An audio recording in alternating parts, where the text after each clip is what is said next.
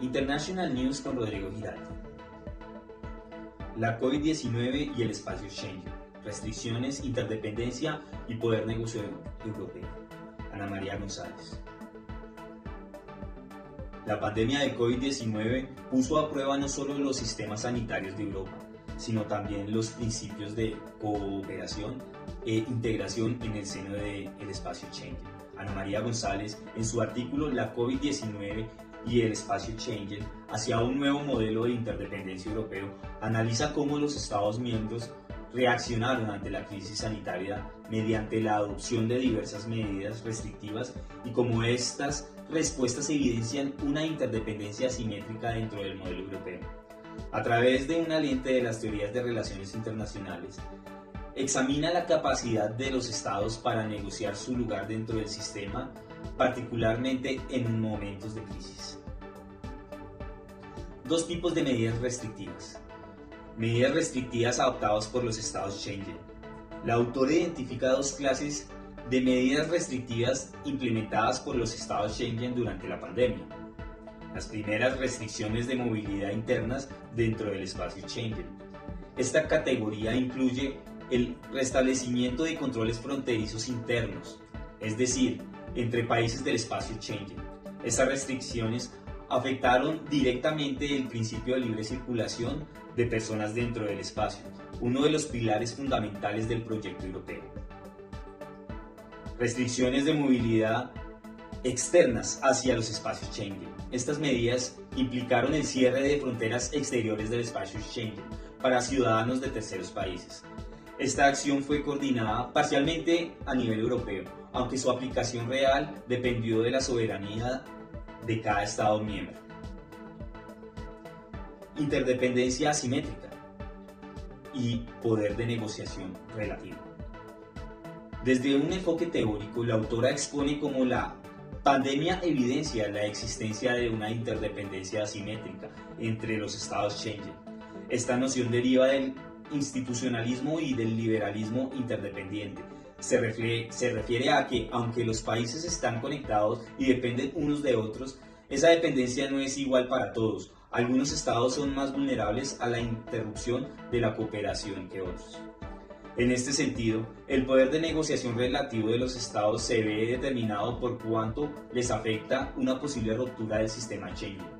Los países del sur de Europa, como España, que depende de una gran medida del turismo y de la movilidad transfronteriza, enfrentó mayores costos ante el cierre de las fronteras. En contraste, estados con economías más robustas y menor exposición al turismo, como Alemania, podría ejercer una posición negociadora más firme en la toma de decisiones europeas. Desde los enfoques teóricos, el realismo se interpreta que los estados actuaron de manera soberana y egoísta al cerrar las fronteras, sin coordinación europea, priorizando su seguridad nacional. En cambio, desde el institucionalismo, estas acciones pueden ser vistas como respuestas pragmáticas a una falta de mecanismos supranacionales eficaces, que no niegan la importancia de la cooperación, sino que señalan su fragilidad ante una crisis imprevista. Ejemplos concretos de las medidas restrictivas. El ejemplo de la primera clase de restricciones son las internas, como en España. Según una nota del diario El País publicada el 16 de marzo del 2020, el gobierno español estableció controles fronterizos con Francia y Portugal, suspendiendo temporalmente el acuerdo Schengen para frenar la propagación del virus. Solo se permitía el cruce por razones justificadas como trabajo, salud o transporte de mercancías. El ejemplo de la segunda clase de las restricciones externas, podríamos ver Alemania. El medio Deutsche Welle, en una nota del 18 de marzo del 2020, informó que Alemania aplicó restricciones de entrada a ciudadanos no pertenecientes a la Unión Europea.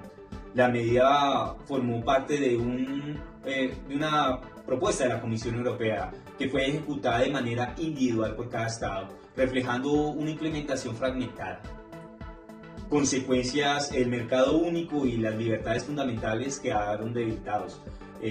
Los refugiados y los solicitados de asilo fueron especialmente afectados por esta, y la pandemia reveló las lagunas de la coordinación del modelo europeo.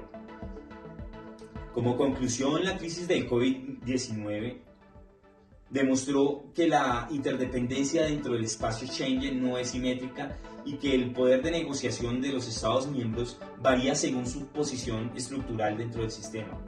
Aunque los principios de libre circulación siguen siendo un ideal común, su aplicación práctica durante una emergencia revela tensiones entre soberanía nacional y cooperación supranacional.